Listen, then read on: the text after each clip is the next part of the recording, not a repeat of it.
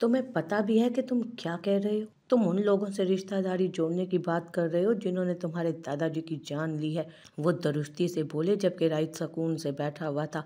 और आप भी जानते हैं कि दादाजी की मौत में उनका हाथ नहीं है। बस अपनी अना में आकर ये बात मानने को तैयार नहीं है आप। उसका इत्मीनान अब भी बरकरार था। राइट खान, जैसा तुम चाह रहे हो वैसा कभी नहीं होगा। वो गुस्से से धाड़े जब ही कमरे से जुजलान निकल कर आया, जिसे देखते आयला ने फौरन दुपट्टे से चेहरा ढांपा। क्या हुआ पापा? उसने फिक्रमंदी से पूछा, जिस पर उन्होंने सर झटका था। ये तुम्हारे बड़े भाई साहब कह रहे हैं कि ये नवाल का रिश्ता शाह खानदान में करना चाहते हैं। तो राब खान ने गुस्सा जब्त करते जुजलान को बताया, जिससे उसके माथे पर बल पड़े। क्या तुम भूल गए हो कि वो हमारे दुश्मन हैं? दुश्मनों के यहाँ मेरी बहन को ब्याहोगे तुम? हाँ, जुजलान सर्द लहजे में बोला तो राइत के लबों पर इस्तेज़ाइया मुस्कुराहट आ गई। बाकी सब खामोशी से खड़े उनकी गुफ्तगू सुन रहे थे। मेरी बहन? वाह, किस हक से अपनी बहन बोल रहे हो तुम इसे? राइत तंजिया लहजे में कहता खड़ा हुआ तो नवाल भी उसके साथ ही घबरा के उठ खड़ी हुई। नूर बेगम भी वहीं आती आयला के बराबर खड़ी हो गई। तो तुम्हारा इसके साथ कौन सा रिश्ता है जो तुम इसका रिश्ता पक्का कर रहे हो? जुजलान भी उसी के लहजे में बोला। वही रिश्ता है जो तुम्हारे साथ है, मगर तुम्हें अभी तक वो रिश्ता याद नहीं आया ना, और ना ही उसका एहसास हुआ है। मगर मुझे अब रिश्तों का एहसास हो गया है। ये बहन है मेरी, मैं जहाँ चाहूँगा इसकी शादी करूँगा। राइत सुकून से कहता सामने खड़े बाप को मुठियाँ भींचने पर मजबूर कर गया। राइत, तुम्हें इन सब चीज़ों में पड़ने की ज़रूरत नहीं है। मैं देख रहा हूँ ना सब, मैं देख लूँगा कहाँ और किससे शादी करनी है इस लड़की की। तो राब खान ने उसे समझाना चाहा, जिस पर राइत मुस्कुरा दिया। न मैंने आपसे पूछा है और ना ही मैंने आपसे नवाल की शादी की परमिशन मांगी है। मैंने बस आपको बताया है कि मैं नवाल के लिए रिश्ता देख चुका हूँ। लड़का और उसका ख़ानदान मुझे पसंद है। मैं नवाल की शादी वहीं करूँगा। राइत इत्मीनान से कमर पर हाथ बांधे उनके सामने खड़ा हुआ। राइत खान, तुम पहले भी इससे लाताल्लुक थे, बेहतर है कि अब भी रहो। इसका बाप मैं खुद हूँ और मैं खुद देख लूँगा कि किससे मुझे इसकी शादी करनी है। तो राब खान रौब से बोले तो राइत ने मुस्कुराते हुए नफ़ी में सर हिलाया, जबकि नवाल तो कांपते दिल के साथ राइत से एक कदम पीछे खड़ी थी। वो जानती थी आज जो उसके साथ उसके बाप भाई रिश्ता बता रहे हैं, ये सिर्फ इसलिए था कि वो लोग उसे अपने दुश्मनों के घर उसकी शादी नहीं करना चाहते थे। वरना नवाल कौन है, कहाँ है, उसकी ज़ात से तो किसी को फ़र्क ही नहीं पड़ता था। क्या आप जानते भी हैं कि बाप का फ़र्ज़ क्या होता है, जो आप खुद को नवाल का बाप कह रहे हैं? चलें एक भी बात बता दें जिससे ये साबित हो जाए कि आपने बाप होने का फ़र्ज़ निभाया है। कोई एक ऐसी चीज़ बता दें जो आपने अपनी बेटी के लिए की हो, ज़्यादा नहीं, बस एक। नवाल के ज़िक्र पर उनके चेहरे पर आती नागवारियत राइत से छुपी नहीं रही थी। राइत, तुम उस लड़की के लिए अपने बाप से सवाल जवाब कर रहे हो, इसके लिए मेरे सामने आ खड़े हुए हो? हाँ। तो राब खान बरहमी से बोले तो बेसाख्ता नवाल ने डरकर राइत के बाजू को पकड़ा। राइत ने एक नज़र बेआवाज़ आंसू बहाती नवाल को देखा और फिर अफसोस से अपने बाप को। ये सिर्फ लड़की नहीं, मेरी बहन भी है, और एक भाई होने के नाते मेरा फ़र्ज़ है कि मैं अपनी बहन की हिफाजत करूं, इसका अच्छा बुरा सोचूं। और जहां तक बात है आपके सामने आकर खड़े होने की, तो शायद आप भूल गए हैं, आपके सामने तो मैं उस वक्त से खड़ा हूं जब से आपने मेरी माँ और बहन को मारा था। राइत सर्द मोहरी से कहते तो राब खान को लब भींचने पर मजबूर कर गया। जुबान संभाल कर बात करो बाबा से, जुजलान गुस्से से चीखा, जब तुराब खान ने हाथ उठाकर उसे रोका। तुम मुझसे बिला वजह बदजन हो राइत, मैंने कुछ नहीं किया था। तुराब खान के लहजे में दुख भर आया। अपने जान से प्यारे बेटे के मुंह से ऐसी बातें सुनकर उन्हें तकलीफ हुई थी जो उन्हें अपने दिल में महसूस हो रही थी, मगर वो तकलीफ उन्हें कभी महसूस नहीं होती थी जो वो दूसरों को पहुंचा देते थे। मैं कैसे मान लूँ? मेरी माँ आखिरी बार आपके साथ ही थी ना, और मेरी बहन छोटी थी जिसे आपने मुलाजमों के रहमो करम पर मरने के लिए छोड़ दिया था, और वो बेचारी वाकई मर भी गई। राइत कुर्ब से कहता नूर बेगम और आयला की नम आंखें कर गया था। बेटा, तुम मेरा यकीन क्यों नहीं करते? वो बेबसी से बोले तो राइत तल्खी से मुस्कुराया। आप करते हैं किसी और का यकीन जो कोई आपका करे? खैर, मैं ये सारी बातें नहीं करना चाहता। मैं इतना बताना चाहता हूँ आपको कि मैं बहुत जल्द नवाल का रिश्ता तय कर रहा हूँ और जल्द ही इसकी शादी भी कर दूंगा। अगर आप लोगों को आना हो तो आ जाइएगा, वरना आपके बगैर भी हो जाएगी शादी। राइत दो टोक लहजे में कहता नवाल की जानिब मुड़ा। तुम क्यों रो रही हो? जाओ अपने कमरे में। संजीदगी से नवाल से बोला वो धीरे से हाँ में सर हिलाती अपने कमरे में जाने के लिए मुड़ी, मगर इससे पहले कि वो एक भी कदम बढ़ाती उसके बाप के लफ्ज़ों ने एक बार फिर उसकी ज़ात को छलनी कर दिया। राइट, तुम इस मनहूस के लिए अपने दादाजी के कातलों के सामने झुक जाओगे? बरसों पहले तुम्हारी माँ भी ऐसे ही अपनी बेटी के लिए मेरे सामने आ खड़ी हुई थी, और अब तुम भी उसी की तरह इस मनहूस लड़की के लिए अपने बाप से बदतमीज़ी कर रहे हो। तो राब खान के ये लफ्ज़ जहाँ नवाल के दिल को चीर गए थे, वहीं राइट के माथे की रगें तनी थीं। आयला तो शुश्तर रह गई थी उनके अल्फाज सुनकर। कोई बाप कैसे अपनी बेटी को मनहूस कह सकता था? वो ये कैसे इतनी आसानी से इतनी बड़ी बात कह गए थे? जितनी हैरानी, दुख और रंज होता उतना ही कम था। जब से उनकी कही इतनी बड़ी बात, जब उसे उनकी बात इतनी बड़ी लगी थी, तो फिर नवाल को कितनी बुरी लगती होगी, इस बात का अंदाज़ा वो लगा सकती थी। बस बहुत हो गया, आपके जो दिल में आ रहा है आप नवाल को बोले जा रहे हैं। आखिर इतनी क्यों नफ़रत करते हैं आप औरत ज़ात से? जबकि अगर औरत ना होती तो आप आज यहाँ खड़े ही ना होते। मत भूलें कि आपको पैदा करने वाली भी एक औरत ही थी। बचपन में जब जब आप रात में उठे, अपनी नींद खराब करके आपको संभालने वाली भी एक औरत ही थी। आपकी नस्ल को आगे बढ़ाने वाली भी एक औरत ही है। राइट गुस्से से बोलता चला गया, जबकि वो सर झटकते उसे सुन रहे थे। राइट की बातें सुनकर जो जुज़लान चौड़ा होकर अपने बाप के साथ गुस्से से भरा खड़ा था, एक पल के लिए उसे शर्मिंदगी ने आन घिरा। एक मर्द और औरत से मिलकर ये मुआशरा बनता है, मगर नहीं, आप तो एक औरत को, खासकर बेटी को, कमतर समझते हैं, इन्हें मनहूस समझते हैं। जबकि यही बेटियां होती हैं जिन्हें अपने बाप का सबसे ज़्यादा ख्याल होता है। जब बाप घर वापस नहीं लौटता तो उसकी राह तकती हैं। जब बाप रात देर से काम से थका हारा वापस आता है तो यही होती हैं जो उन्हें खाना गर्म करके देती हैं, और कभी घर में कोई बीमार हो जाए तो एक बेटे से बढ़कर ख्याल रखती हैं। आप इन्हें मनहूस कह रहे हैं? अल्लाह ने रहमत बनाकर भेजा है इन्हें, आप इनके लिए इस जैसे इस्तेमाल कर रहे हैं अल्फाज। अफसोस है मुझे आप पर, राइट दुख से कहता रोती हुई नवाल के सर पर हाथ रख गया। नूर बेगम की नम आंखों में एकदम खुशी उभरी थी। चलो, कोई तो था उनके और उनकी बेटी के साथ जो लोगों के सामने उनका मकाम बेधड़क वाजे कर रहा था।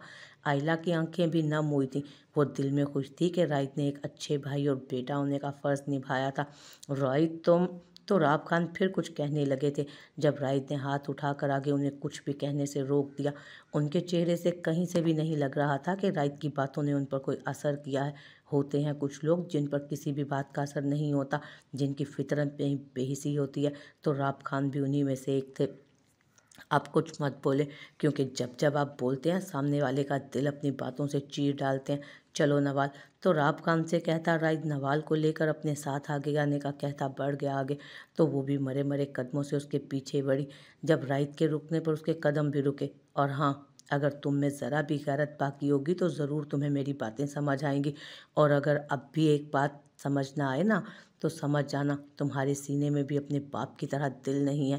संजीदगी से कहता एक आखिरी नज़र जुज़लान पर डालते वो आगे बढ़ गया, तो नवाल भी उसके पीछे ही कदम बढ़ा गई। जुज़लान को शुरू से तो राब खान ने अपने साथ रखा था, जिसकी वजह से वो भी बाप की तरह हो गया था। उसे नहीं पता था कि उसकी बातें जुज़लान पर असर करेंगी या नहीं। वो भी तो राब खान की तरह बेहिसी बना रहेगा, मगर समझाना उसका फ़र्ज़ था जो उसने पूरा कर दिया था। उनके जाते ही नूर बेगम भी नम आंखें साफ करती वापस किचन की तरफ बढ़ गई। सुबह का वक्त था और किसी ने भी नाश्ता नहीं किया था, और अब जो कुछ हुआ था उसके बाद शायद ही कोई नाश्ता करता। इसलिए राइद और नवाल का नाश्ता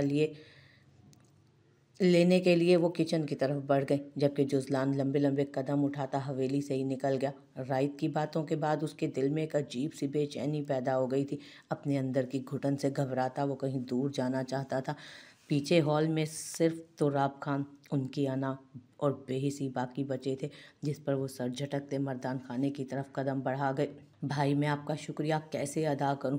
आप जिस तरह से आज मेरे लिए आवाज़ उठा रहे थे मुझे बहुत अच्छा लगा। मेरे पास अल्फाज नहीं है कहने के लिए।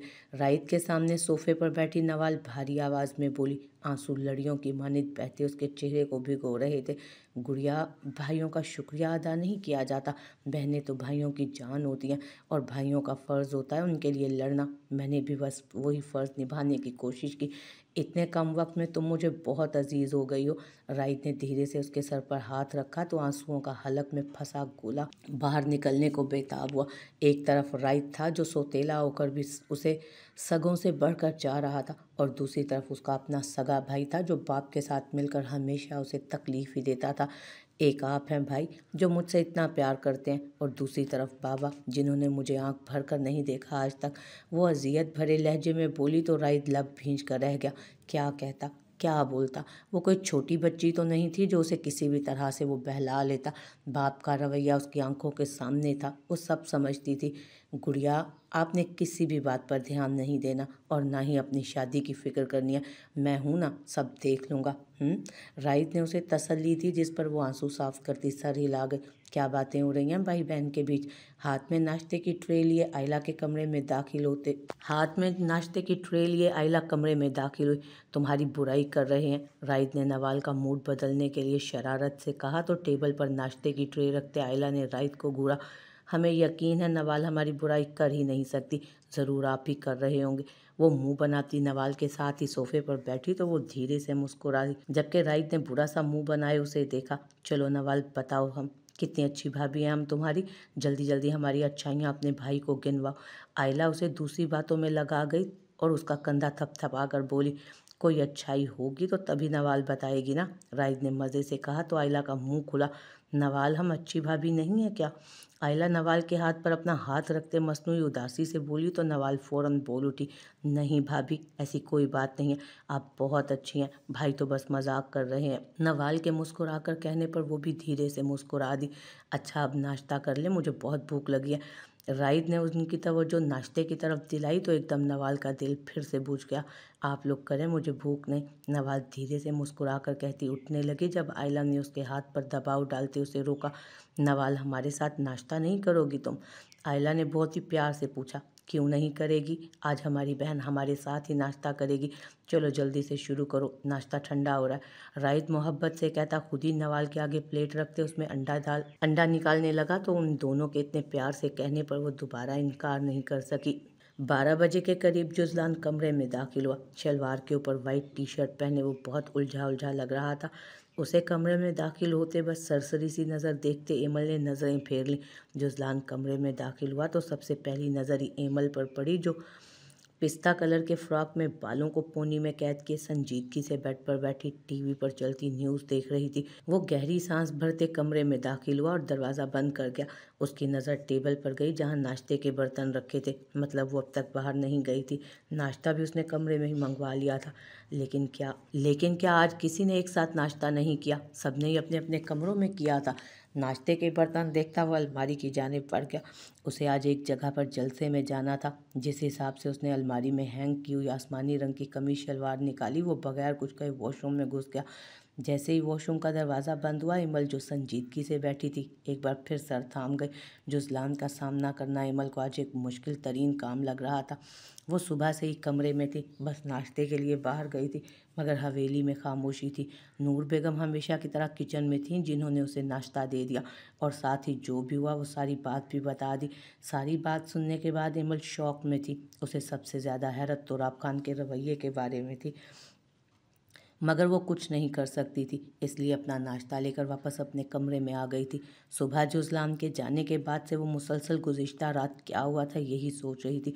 अपनी हालत देखते उसे पता चल गया था कि रात क्या हुआ होगा, मगर वो बार बार यही सोच रही थी कि उसे नशा किसने दिया था, क्योंकि वहाँ तो उसने सिवाय पानी के और कुछ नहीं पिया था, और पानी भी उसे जुजलान ने ला कर दिया था। तो क्या ये सब जुजलान ने जानबूझकर किया था या कोई और बात थी। उसे जुजलान पर इतना तो यकीन था कि उसने ये सब नहीं किया होगा, मगर ये सब कब कैसे हुआ उसे समझ नहीं आ रहा था। वो अपनी ही सोचों में गुम सर थामे बैठी हुई थी जब जुजलान वॉशरूम से फ्रेश सा गीले बालों में तौलिया रगड़ता बाहर निकला। वो एक बार फिर चेहरे पर सपाटता सुराग सजाए बैठ गई। क्या बात है, इतनी खामोश क्यों बैठी हो। तौलिया सोफे पर फेंकता शीशे के सामने खड़े होते कमीज़ के कॉलर को ठीक करने लगा था वो। पहले कौन सा बोलती थी जो अब तुम्हें खामोश लग रही हूँ मैं। फजूल में चैनल आगे पीछे करती स्क्रीन पर नज़रें जमाई बोली वो। वैसे मेरे रंग में रंगने के बाद और खूबसूरत लग रही हो। जुज़लान अब काफ़ी रिलैक्स हो गया था, इसलिए अब मज़े से उसे छेड़ रहा था। मैं जानती हूँ तुमने जानबूझकर मेरे पानी में कुछ मिलाकर मुझे पिलाया ताकि मेरी बदहवासी का फ़ायदा उठा सको। एमल तीखे लहजे में उसे देखे बगैर बोली तो जुज़लान का बालों में कंघा करता हाथ थमा। ना ही मैंने कुछ मिलाया था और ना ही मुझे ऐसी कोई हरकत करने की ज़रूरत है। बीवी हो तुम मेरी। तुम्हारे करीब आने के लिए, तुम्हें छूने के लिए मुझे किसी ऐसी हरकत की ज़रूरत नहीं। मैं जब चाहे तुम्हारे पास आ सकता हूँ, तुम्हें छू सकता हूँ। हक हासिल है पूरा मुझे। अलबत्ता तुम्हारी बदहवासी का फ़ायदा कोई और उठा रहा था जिससे मैंने तुम्हें बचा लिया। ड्रेसिंग पर कंघा पटकते गुस्से से कफ के बटन बंद करने लगा वो। एमल का शक करना पता नहीं क्यों उसे बिल्कुल भी अच्छा नहीं लगा था। तो उठाने देते ना। एमल ने ज़रा सी नज़रें उसकी जानिब करते सहज़ाइया कहा तो जुज़लान के माथे पर बल पड़े। दिमाग ठिकाने पर है या नहीं? बीवी हो तुम मेरी, इज्जत हो तुम मेरी। मैं कैसे अपनी इज्जत पर आँच आने देता?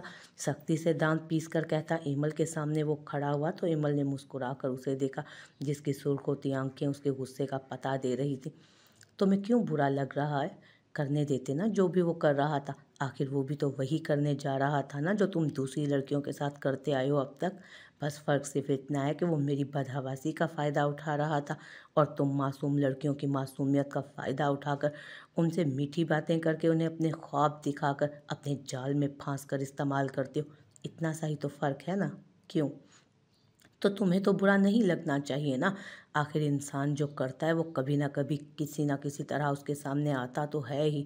जैसे तुम दूसरी लड़कियों को इस्तेमाल करने से पहले ये नहीं सोचते कि वो भी किसी की इज्जत है, वैसे ही तुम्हारे साथ भी यही होने जा रहा था। मगर न जाने मेरी कौन सी नेकी काम आ गई जिसकी वजह से अल्लाह ने मुझे तुम्हारे गुनाहों की सज़ा भुगतने से बचा लिया। एमल उसके सामने हकीकत का आईना लिए खड़ी थी। उसमें उसकी मकरूह शक्ल दिखा रही थी उसे, जिससे जुज़लान नज़रें चुरा गया। अचानक जुज़लान के दिल को कुछ हुआ था। एक तो पहले ही सुबह से राइद की बातें दिमाग में घूम रही थी और अब एमल की तल्ख बातें जुज़लान को एक पल के लिए शर्मिंदा कर गईं। अगर मैं उनसे दो चार बातें कर लेता हूँ, कुछ कीमती तोहफ़े उन्हें दे देता हूँ तो लड़कियाँ लालच में खुद चलकर मेरे पास आती हैं। मैंने आज तक कभी किसी के साथ ज़बरदस्ती नहीं की। जुज़लान ने अपनी तरफ से बड़ा ही मजबूत जवाब दिया, मगर एमल ने मुस्कुराकर सर झटका। मैं ये नहीं कहती कि हर लड़की अच्छी होती है, ना ये कह रही हूँ कि हर मर्द बुरा होता है। अच्छा बुरा बनना तो हमारे अपने हाथ में होता है। अगर तुम एक अच्छे मर्द होते तो अपने पास भटकने वाली एक भी लड़की को आंख भी उठाकर न देखते। मगर तुम अच्छी तरह जानते हो कि कब कैसे किस चीज़ से फ़ायदा उठाया जा सकता है। एमल गोद में रखा रिमोट बेड पर रखती उठकर वॉशरूम की जानिब बढ़ गई, जबकि जुज़लान वहीं सुन खड़ा रह गया। क्या वो सच कह कर गई थी? हाँ, सच ही तो कह रही थी। लेकिन आज तक उसे इन सारी बातों का बुरा नहीं लगा था। वो तो बहुत ही मज़े से इन सारी बातों को हवा में उड़ा देता था। मगर आज उसे बुरा लग रहा था। अंदर जैसे एक शर्मिंदगी का एहसास पैदा हो रहा था, जिसे वो समझने से अब भी कासिर था।